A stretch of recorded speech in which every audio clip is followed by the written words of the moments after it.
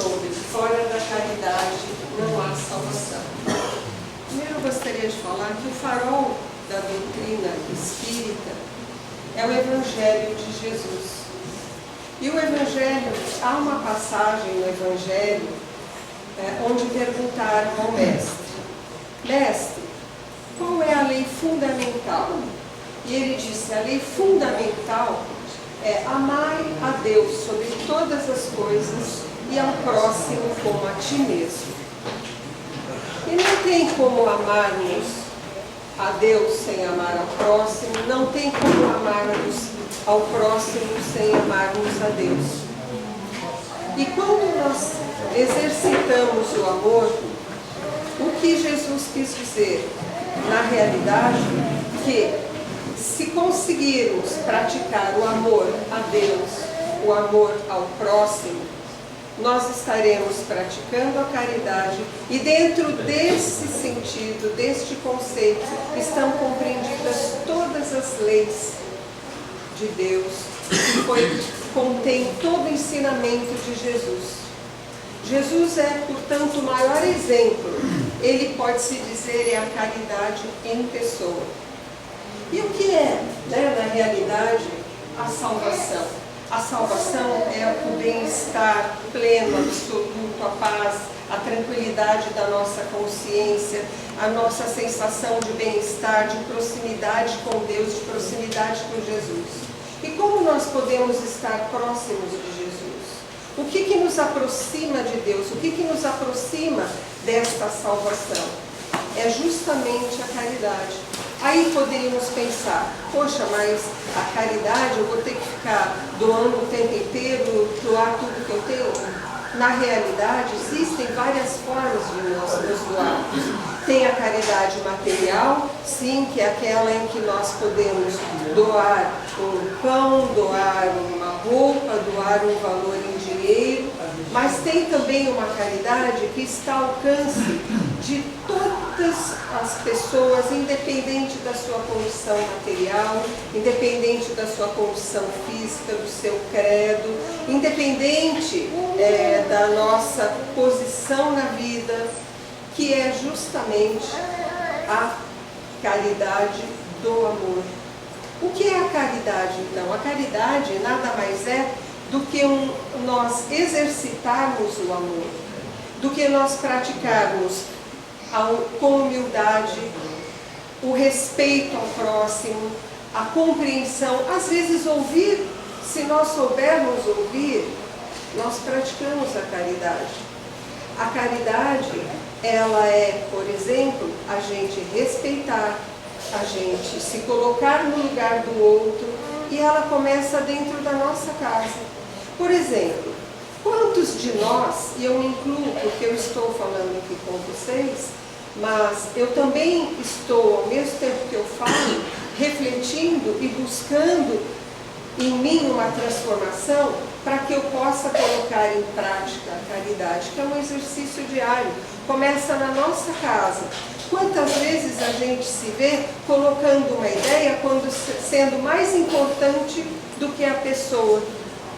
Acredito que alguns de vocês já devem ter sentido isso num momento discutindo dentro de casa com um parceiro, com a parceira, com o filho, com o tio, com a tia, com o irmão, com o amigo, querendo mostrar a nossa razão, querendo mostrar o quanto nós estamos certos, o quanto que nós temos razão naquilo que nós estamos falando, como se a nossa ideia fosse mais importante do que o bem-estar daquela pessoa que nós amamos. Como se a nossa ideia tivesse que prevalecer, independente de qualquer coisa naquele momento. E se pararmos para pensar, não seria isso um pouco de egoísmo? Não seria isso um pouco de vaidade? E a caridade é justamente isso.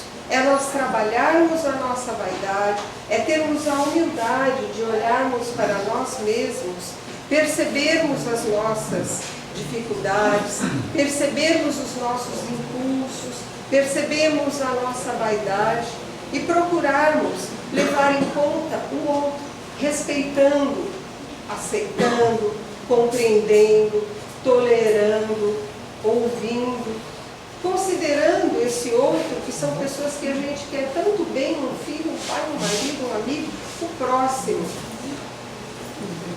que ele é muito mais importante do que uma ideia que a gente possa tentar defender. Então, na realidade, a caridade é o amor em ação. E a vida de Jesus é um dos maiores exemplos. Ele veio justamente para nos deixar um exemplo de vida.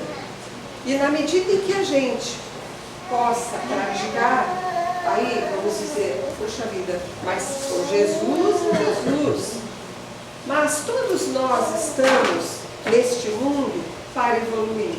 Todos nós estamos neste mundo com o objetivo de um dia nos tornarmos perfeitos.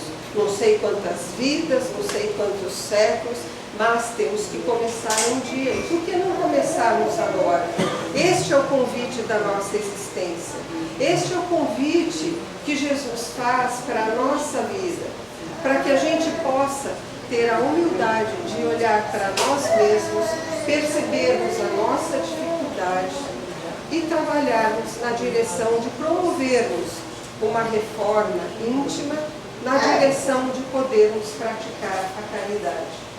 Essa caridade que é compreensiva, que é tolerante, que é respeitosa, que é aceitar a diferença do outro, porque a gente vive querendo mudar o outro, né? A gente vive querendo que o outro seja como nós gostaríamos que ele fosse. E a gente sempre acha, quando a gente está tentando essa mudança, será que a gente parou para pensar que quando a gente quer mudar o outro, achando que nós estamos com toda a razão, será que nós não estamos nos sentindo um pouco melhor do que esse outro? Então, eu acho que o convite, na realidade, que Jesus nos faz, é para que a gente possa olhar para a gente mesmo. É para que a gente possa se perceber e para que a gente possa se transformar na direção de lidarmos com amor, com o próximo, com aceitação, sem julgamento, porque nós somos ávidos em julgar, né? Parece que dá até um certo prazer a gente julgar, porque parece que nos coloca como, quando a gente fala do outro, né? Como se nós fôssemos um pouco melhor do que esse outro. Podemos não ter até aquele defeito que a gente vê no outro, mas com certeza temos outros.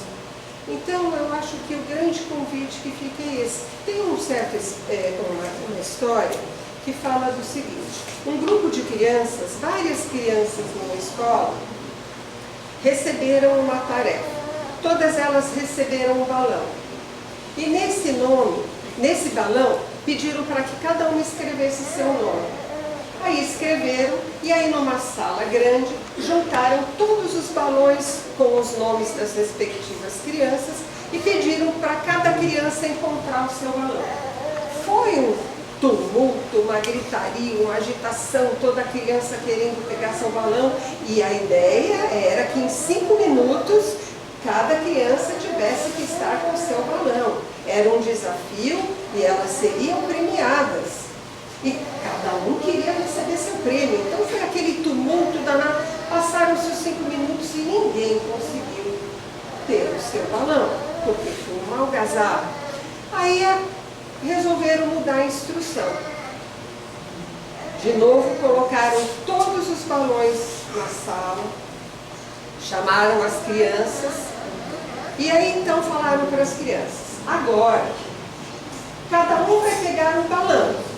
E quando eu falar pegue o balão, aquele que pegar o balão vai olhar o nome e vai entregar esse balão para a pessoa cujo nome está escrito no balão. E aí então foi feito 5 minutos. E cada um que pegou o balão olhou e foi lá e entregou para a criança. Para outra criança, né, ao qual pertencia aquele balão. Em menos de 5 minutos, todos os balões haviam sido entregues. E cada criança estava com o seu balão. E todas foram premiadas, porque todas tinham o seu balão dentro do prazo combinado. O que essa história nos mostra? e nos faz refletir. Que é mais ou menos assim que funciona na vida. Quando nós ficamos muito voltados só para nós, só para os nossos próprios interesses, buscando, sem olhar para o lado, sem nos darmos conta da necessidade do outro, nós corremos o risco de nos atropelar, de fazermos barulho, de causarmos estrondos e não chegarmos a lugar nenhum. E quando a gente leva em conta o outro e que a gente consegue fazer alguma coisa pelo outro, propiciar um bem-estar ao outro, a gente leva uma realização, propicia uma realização, na verdade a gente vai se dar conta que nós também vamos nos sentir felizes. Então, que a felicidade, ela não é egoísta. A felicidade, a salvação, ela não é egoísta, ela não é isolada, ela está pautada no amor, ela está pautada na doação. E cada um de nós podemos nos doar a cada instante, refletindo sobre nós mesmos e procurando fazer o melhor que nós podemos, começando dentro da nossa casa, no nosso trabalho, na escola, numa reunião social, numa brincadeira, até para brincar. Como nós podemos fazer o bem numa brincadeira? Então, retomando, fora da caridade não há salvação, realmente é a lei máxima, está contida na lei máxima que Jesus falou, de amar a Deus sobre todas as coisas e ao próximo como a si mesmo. E fica aqui um convite para que todos nós, eu me incluo neste convite naturalmente, possamos refletir sobre esse exemplo de Jesus, sobre esse pedido que Jesus nos fez. A única coisa que Jesus nos pediu foi para que a gente ame. Então, fica aqui o nosso convite para um exercício da gente aprender a tolerar, aprender a respeitar, amar ao próximo como a nós mesmos. O que é nos amar? Não é nos respeitar, não é nos aceitar, não é procurarmos sermos melhores, não é nos levar em conta. Amar a nós mesmos como ao próximo é exatamente, então, fazer reciprocamente a mesma coisa com o nosso próximo. Respeitar, tolerar, ouvir, cuidar, aceitar, ter tolerância, exercitar a misericórdia, o perdão. O perdão é um caminho de amor muito importante que nos liberta. O seu Domingos falou uma coisa aqui muito importante, daquela mulher que tinha a raiva do marido e, na verdade, ela era prisioneira do ódio, da raiva. Porque a raiva, hoje até li um artigo, uma mensagem muito curiosa, que a raiva é uma prisão que a gente carrega dentro da gente por causa de algo que a gente acha que o outro fez de errado. Então veja que a gente possa se libertar, que a gente possa praticar o perdão. E, basicamente, essa é a mensagem que eu quero deixar para vocês. Agradeço e convido vocês a elevarmos nossos pensamentos a Jesus.